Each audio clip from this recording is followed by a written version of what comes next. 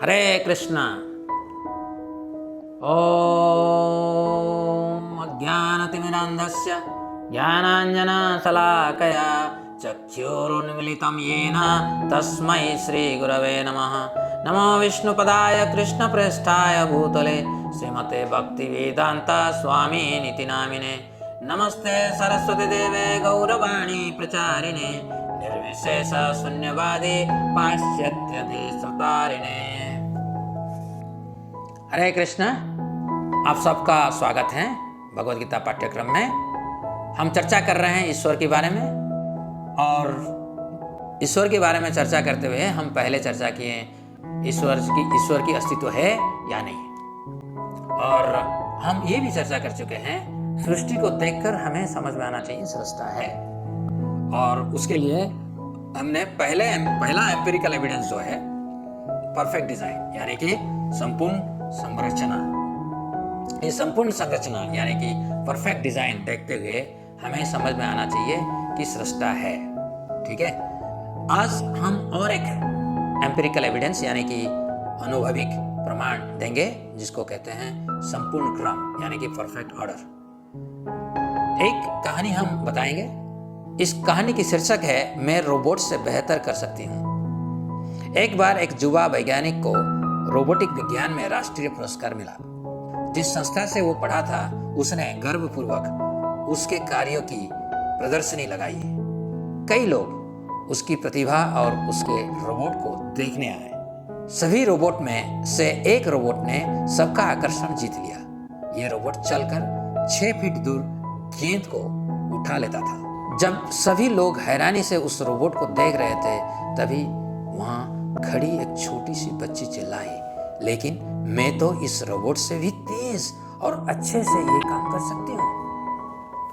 तो इस कहानी से आप क्या सीखते हैं? एक रोबोट जब बल पकड़ लेता है आप बहुत खुश हो जाते हैं, और रोबोट के निर्माता का प्रशंसा आप कर लेते हैं। परंतु कभी प्रशंसा की है अपनी बेटा का, निर्माता का? अब बेटा जब भिन्न भिन्न भाषा में बोलना लगता है, आपकी बेटा जब चलना सीखता है, आपकी बेटा जब बड़े होकर फुटबॉल खेलकर ओलंपिक मेडल ले आता है, कभी आप उसकी निर्माता के बारे में सोचते हैं? आपने तो नहीं बनाया ना, मेरा बेटा हो, आपकी बेटा हो, जितने सारे लिविंग एंटिटीज है यानी कि जीव जंतु हैं, चाहे पक्षी हो, पशु हो, इसको तो कोई बनाया नहीं ना, हम लोग तो बनाया नहीं, मगर कोई बनाना वाला है। उस बनाना वाला का प्रशंसा क्यों नहीं करते आप? एक रोबोट की बनाना वाला को प्रशंसा आप कर लेते हैं, मगर भगवान की प्रशंसा आप नहीं करते हैं। क्यों नहीं करते हैं? थोड़ा सोचिए इसके बारे में। प्रकृति में श्रेष्ठ संरचना का अर्थ पूर्ण क्रम भी होता है। इसका अर्थ यह भी है कि एक संपूर्ण नियंत्रक है जो कि न केवल इस जटिल क्रमों की रचना करता है अपितु इन्हें नियंत्रित भी करता है। हम कितने ही जटिल रोबोट की रचना कर लें, किंतु ईश्वर ने हमारी तथा असंख्य अन्य जीवों की रचना की ही है जिनके कार्य और जटिलता आश्चर्यचकित करने वाले हैं। इस भाग में हम ये चर्चा करेंगे कि कैसे कुछ अपरिवर्तनीय नियमों प्राकृतिक और भौतिक से प्रकृति में संपूर्ण क्रम बना हुआ है, और इस तरह हम इस निष्कर्ष पर पहुंचेंगे कि इन सब के रचयिता और नियंत्रक ईश्वर ही है। यानी कि संपूर्ण क्रम जो हम दुनिया में देख रहे हैं, उस क्रम को देखकर यानी कि इतनी अच्छी ऑर्डर, परफेक्ट ऑर्डर जो है, उसको देखकर हमें समझ में आना चाहिए इसकी जो संरचक है कितनी महान होंगे, कितनी परफेक्ट होंगे। पहले चलते हैं भौतिक नियम। गुरुत्वाकर्षण का नियम। अधिकतर अवलोकनीय दृश्य, घटनाएं जो हम हमारे चारों ओर देखते हैं, ये सभी किन्हीं निश्चित नियम द्वारा संचालित होती है। उदाहरण के लिए गुरुत्वाकर्षण के कारण हुआ त्वरण यानी कि एक्सेलरेशन ड्यू टू ग्रेविटी, जिसको सिंबल G के द्वारा लिखा जाता है। इस त्वरण का एक निश्चित मूल्य 9.8 मीटर पर सेकंड स्क्वायर होता है, यानी कि 9.8 मीटर पर सेकंड स्क्वायर। ये त्वरण यानी कि एक्सेलरेशन ड्यू टू ग्रेविटी किसी विशिष्ट स्थान पर समय के साथ बदलता नहीं है। आप सोचिए, मैं इधर बैठा हूं और गुरुत्वाकर्षण अभी 9.8 मीटर पर सेकंड स्क्वायर है। कल मैं इसी समय पर यहीं पे बैठूंगा और ये 9.8 मीटर पर स्क्वायर के बदले में 12 मीटर पर सेकंड स्क्वायर हो जाएगा। आप देखिए, और कभी वो 9.8 मीटर पर सेकंड स्क्वायर नहीं होकर अगर 5 मीटर पर सेकंड स्क्वायर अगर हो गया, ऐसे नहीं होता है। अगर होता तो हम सृष्टि संभव ही नहीं होता, क्योंकि जीवन संभव नहीं होता, हम कभी कार्यक्षम नहीं हो सकते हैं। और एक भौतिक नियम, प्रकाश की गति, किसी दिए हुए माध्यम पर प्रकाश की गति बदलती नहीं है। ऋग्वेद में सूर्य भगवान के लिए एक मंत्र है जिसमें बताया गया है कि सूर्य की किरणों आधे निमिषों में 2202 योजन की तेजी से चलती है।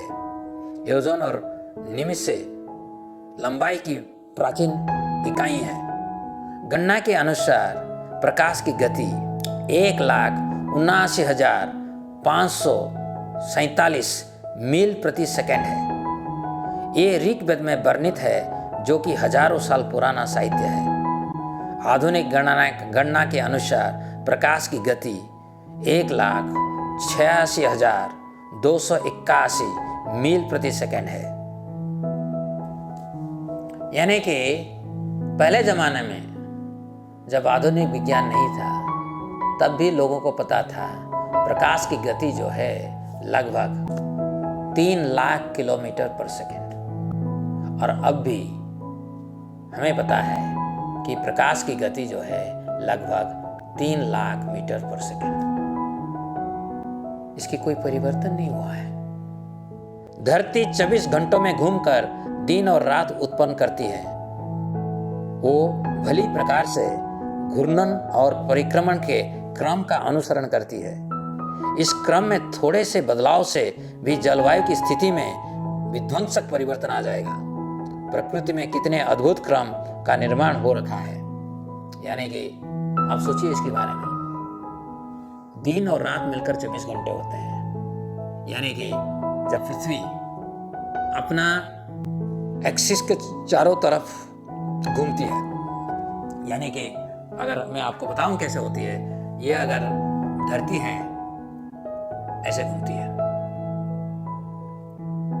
और इसकी वजह से ये दिन रात होती है। जैसे कि हमें कहना है, जब धरती की एक पृष्ठ सूर्य की तरफ रहती है तो धूप आती है, और सूर्य की विपरीत रहते हैं अंधकार हो जाती है। तो ये जो धरती घूम रही है, ये 24 घंटे में घूमती है। अगर ये 24 घंटा में परिवर्तन हो जाता, कभी 25 घंटा, कभी 23 घंटा, हम लोग देखे हैं ना, कभी अगर मैं यहीं से वृंदावन जाता हूँ, कभी 4 घंटा में पहुंचता हूँ, कभी 6 घंटा में पहुंचता हूँ। रास्ता तो वही है, गाड़ी भी वही है, मगर हम इसको डिसिप्लिन तरीके में हर बार 4 घंटा में जाएंगे पहुंचेंगे, ऐसे नहीं हो पाता है। परंतु धरती ऐसे घूमती है, वो 24 घंटा में अपना परिक्रमण को पूरी कर देती है। इसको कहते हैं परफेक्ट ऑर्डर, यानी कि संपूर्ण क्रम। तो ये सब देखकर हमें समझ में आना चाहिए, भगवान है, ईश्वर है। ईश्वर वो है जो कि परफेक्ट है, संपूर्ण है, जिनके अंदर कोई गलती नहीं हो सकता है बाय डेफिनेशन। चलिए, और एक तीसरा कारण हम देंगे भगवान के अस्तित्व के बारे में। उसको कहते हैं पालन पोषण करने वाला। प्रकृति में हमें सब कुछ दिया गया है, पीने के लिए पानी, सांस लेने के लिए हवा, खाने के लिए खाना, और जो कुछ भी हमारे जीवन के लिए आवश्यक है, सूर्य तथा चंद्रमा की किरण में हमारे जीवन के लिए आवश्यक है, जो कि हमें प्रकृति द्वारा ही प्रदान की जाती है। मैं जब जन्म लेता हूं, मेरा पुष्टि के लिए इस संसार में, इस धरती पर पानी है, हवा है, खाद्य द्रव्य है, सब कुछ है। कौन रखा है? मैं तो नहीं बनाया। ना मेरा पापा ने बनाया, ना उनकी परदादा ने बनाया, ना कोई नहीं बनाया। ये सब जब भी जन्म लिए हैं उनके लिए हर समय हर घड़ी ये सब चीजों को रखा गया है, हमारा पुष्टि के लिए, हमारा पोषण के लिए। कभी हम इसके बारे में सोचते नहीं है। एक कीड़े से लेकर मनुष्य तक सभी जीवों का माता पिता दिए जाते हैं, जो कि स्वभावतः अपने बच्चों की देख रेख के लिए कुछ भी कर सकते हैं। इसके साथ हमें बुद्धिमत्ता भी प्रदान की जाती है। अपने बच्चों को बचाने के लिए कोई कितना कर सकता है? क्या हम अपने बच्चों की सुरक्षा के लिए भूख से मर सकते हैं? विशाल पैसिफिक मादा ऑक्टोपस ठीक ऐसा ही करती है। वो हजारों की तादाद में अंडे देती है और फिर वो उन अंडों को उनके आकार, आकृति तथा उनके जीवित रहने की समानता के आधार पर उन्हें अलग अलग समूहों में बांट देती है। फिर वो अपने जीवन के अगले 2 महीने उन अंडों को परभक्षियों से बचाने में तथा यह देखने में बिता देती है कि उन अंडों को पानी के लगातार बहाव से ऑक्सीजन मिलता रहे। वो उन अंडों को जीवित रखने में इतना व्यस्त रहती है कि उसे स्वयं खाना खाने के लिए भी समय नहीं मिलता है। जब ये अंडे टूटते हैं तब तक यह माँ पूरी तरह से निढाल हो जाती है और कुछ ही क्षण में वो मर जाती है। ये जो तथ्य मैं आपकी समक्ष में रखा है, इससे पता चलता है कैसे ऑक्टोपस, मादा ऑक्टोपस जो माँ है, अपनी बच्चों के लिए अपनी जिंदगी को उत्सर्गीकृत कर देती है।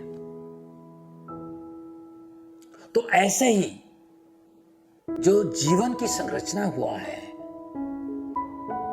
इसी तरह हुआ है कि मैं जब जन्म लेता हूं मेरे लिए एक पापा मम्मी रहते हैं। मैं जन्म लेता हूं, मां से मुझे दूध मिलती है। तो इसको सोच कर हमें हर समय भगवान के बारे में सोच होना चाहिए। भगवान कितना कृपालु है, कितना दयालु है, मेरा पोषण करता है। यह स्पष्ट है कि एक अदृश्य हाथ हमें हमेशा राह दिखाता है, खासकर कि हमारे मुश्किल समय में। इस भौतिक जगत में हमारी जीवित रहने के लिए सभी व्यवस्था की गई है। ऐसा नहीं है कि हम किसी एकांत स्थान पर फेंक दिया गया और हमें सब कुछ शुरुआत से आरंभ करना है। एक बार पुनः ये हमें सृष्टि के बुद्धिमान पालनकर्ता के बारे में बताता है। यानी कि भगवान सब कुछ हमें दिए हैं, बस एक ही काम हमें करना चाहिए, उनको समझना चाहिए। अगर हम उनको समझ पाएंगे तो हमारी जितना अज्ञानता है हमसे दूर हो जाएगा। चलिए आखिरी अनुभविक प्रमाण मैं आपको समक्ष में प्रस्तुत करूंगा। वो है लॉ ऑफ नेचर, कर्म के नियम। उपरोक्त विभाग को पढ़कर कोई यह प्रश्न कर सकता है कि यदि हमें सब कुछ प्रकृति द्वारा ही प्रदान किया जाता है तो इस संसार में इतनी असमानताएं क्यों है? कुछ अमीर है, कुछ गरीब है, कुछ स्वस्थ पैदा होते हैं और कुछ बीमारियां से पीड़ित रहते हैं। बुरे लोग उन्नति करते हैं, अच्छे लोग कष्ट पीड़ित दिखते हैं।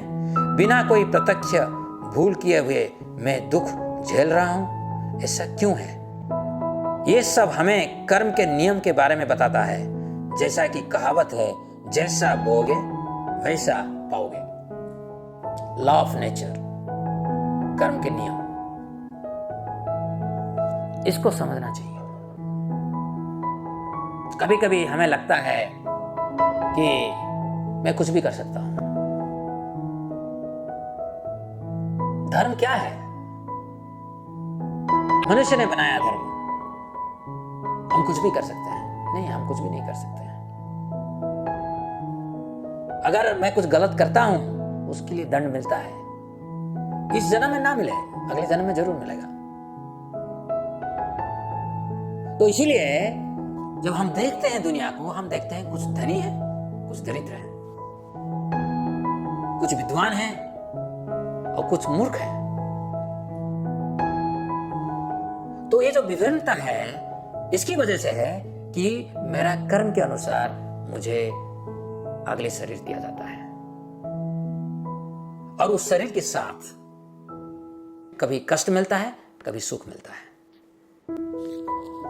कर्म के नियम को प्रतिक्रिया के संदर्भ में ही नहीं बल्कि आंतरिक प्रेरणा के संदर्भ में भी देखते हैं। हम देखते हैं कि हमारी सभी वैज्ञानिक आविष्कार, कलात्मक आविष्कार आदि सभी आकस्मिक प्रेरणा से हुए हैं। यदि वो प्रेरणा नहीं होगी तो हम क्रियात्मक नहीं होंगे। अतः आंतरिक प्रेरणा अति आवश्यक है। जैसे कि बेंजीन की जब उद्भावना हुई, इन्वेंटर की स्वप्न में उसकी स्ट्रक्चर यानी कि स्वरूप आया था। मैं जब शोध करता हूँ मेरा अंदर कुछ प्रेरणा आती है और उस प्रेरणा की वजह से मैं शोध कार्य को कर आगे बढ़ाता हूँ। प्रेरणा अगर नहीं होगा तो हम कभी आगे नहीं बढ़ सकते हैं। जैसे मैं रसोई कर रहा हूँ, रसोई के समय में मेरा अंदर प्रेरणा होनी चाहिए। मैं किसी के लिए खाना बनाना चाहता हूँ, किसको मैं आनंद देना चाहता हूँ। अगर ऐसे भावना अगर नहीं होता तो मैं रसोई भी नहीं कर सकता हूँ। बच्चों को पढ़ाने के लिए मेरा अंदर प्रेरणा होनी चाहिए कि बच्चों की संस्कार कैसे बढ़े, उनको ज्ञान कैसे मिले। अगर वो प्रेरणा नहीं होगा तो मैं एक अच्छा शिक्षक नहीं बन सकता हूँ, अच्छा वैज्ञानिक भी नहीं बन सकूँ, अच्छा माता पिता भी नहीं बन सकता हूँ। तो हम देखते हैं किसी के अंदर प्रेरणा होती है और किसके अंदर प्रेरणा नहीं होती है। जिसके पास कोई प्रेरणा नहीं होता है वो क्या करता है, खुदकुशी करने के लिए आगे बढ़ जाता है। इसको हमें समझना चाहिए। कर्म की नियम, हम कर्म करते हैं और उस कर्म की वजह से हमें कुछ कभी दंड मिलता है, कभी पुरस्कार भी मिलता है, मगर हमारे हिसाब से नहीं है, सृष्टा के हिसाब से, भगवान के हिसाब से। कर्म के नियम मैंने नहीं बनाए, भगवान ने बनाए और उस नियम के आधार पर मुझे कभी खुशी मिलता है और कभी दुख भी मिलता है। और कई बार यह प्रेरणा इतनी गहरी होती है कि उसका प्रभाव कई पीढ़ियों तक रहता है। एक राष्ट्र अथवा संपूर्ण विश्व पर हम उसका प्रभाव देख सकते हैं। और फिर कुछ भी हो, अंततः हम देखते हैं सत्य की ही विजय होती है एवं बुराई सदैव हारती है। उदाहरणार्थ ऐसा प्रतीत होता था कि हिटलर दुनिया जीतता जा रहा था, परंतु आखिरकार उसी का विनाश हो गया। इस भौतिक जगत में कर्म एवं प्रकृति दोनों के नियम होते हैं। हम कई बार इन नियमों का अनुभव कर सकते हैं, परंतु कभी कभी हम इस विषय में सचेत होते हैं एवं चिंतन करते हैं। तो आप अभी मानते होंगे कि आपका साथ जो हो रहा है, मेरा साथ जो हो रहा है, कुछ नियम चक्रों के द्वारा होता है, कुछ नियम प्रकरण है। एक परिवार में दो जन्म लेते हैं, दो भाई। एक बुद्धिमान होकर कोई विश्वविद्यालय में प्रोफेसर बन जाता है और दूसरा भाई जो है अंडरवर्ल्ड में डाउनशिप करता है। क्यों? इसके बारे में सोचना चाहिए।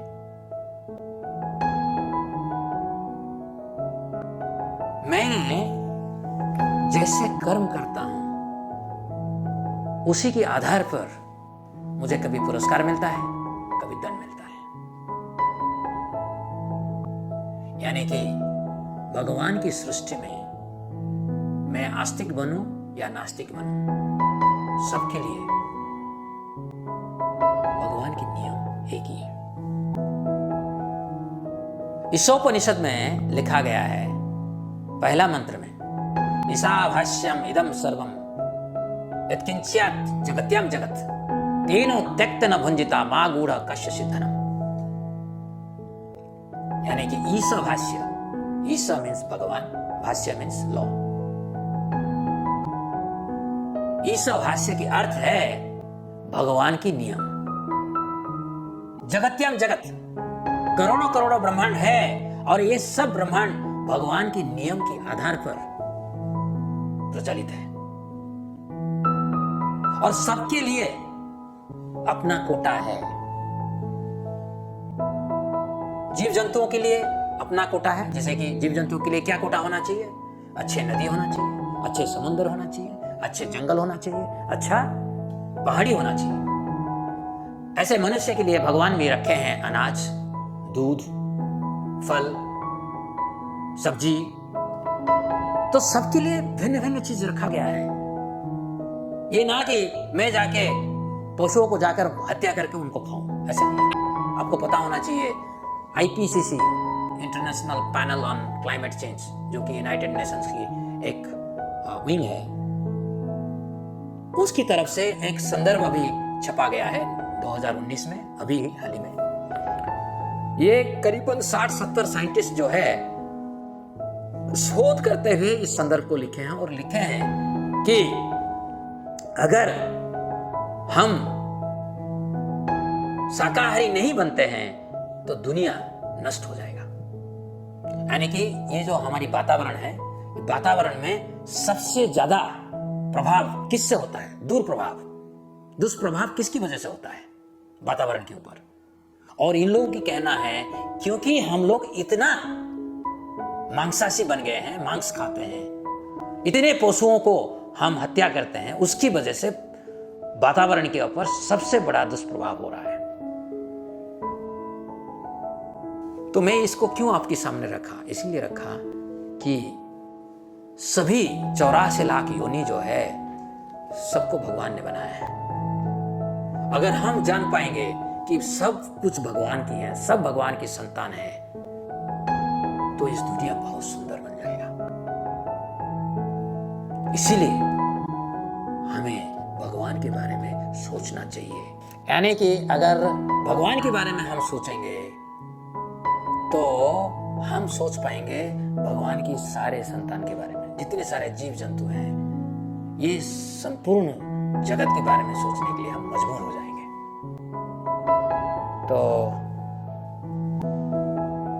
भगवान है या नहीं, भगवान के अस्तित्व है, इसके बारे में मैं कुछ तथ्य आपके सामने रखा। मुझे ये भरोसा है कि आप भी और बहुत सारे ऐसे अनुभविक प्रमाण ला सकते हैं, और लाकर जो कहते हैं कि मैं भगवान को मानता नहीं हूं, उसके सामने रख सकते हैं। भगवान है। मनुष्य जन्म प्राप्त करने के बाद अगर मुझे समझ में नहीं आ रहा है कि भगवान है, तो मैं पशु जन्म जी रहा हूं। तो आपके सामने जो तथ्य मैंने रखा, परफेक्ट डिजाइन, संपूर्ण संरचना, परफेक्ट ऑर्डर, संपूर्ण क्रम, परफेक्ट मेंटेनर, संपूर्ण रूप से पालन पोषण, और उसके बाद मैंने बोला लॉज ऑफ नेचर, यानी कि कर्म की नियम। तो ये सब देखकर हमें समझ में आना चाहिए ये जो सृष्टि जो है, इसकी ऐसे एक सृष्टा है, इस सृष्टि को पूरा मजबूत रूप से बनाया है, और वो हमसे कुछ चाहते हैं। क्या चाहते हैं? ना उनके बारे में जानने के लिए। अगर मैं सृष्टा को जान लेता हूं, तब सृष्टा का क्या लक्ष्य है सृष्टि के पीछे, वो भी मुझे मेरा जानकारी में आ जाएगा। जब वो मेरा जानकारी में आ जाएगा, तो मेरा जीवन की लक्ष्य क्या है वो भी तय हो जाएगा। और जब मुझे पता चल जाएगा मेरा जीवन की लक्ष्य क्या है, तो मैं एक आजाद पुरुष हो जाऊंगा। हरे कृष्णा।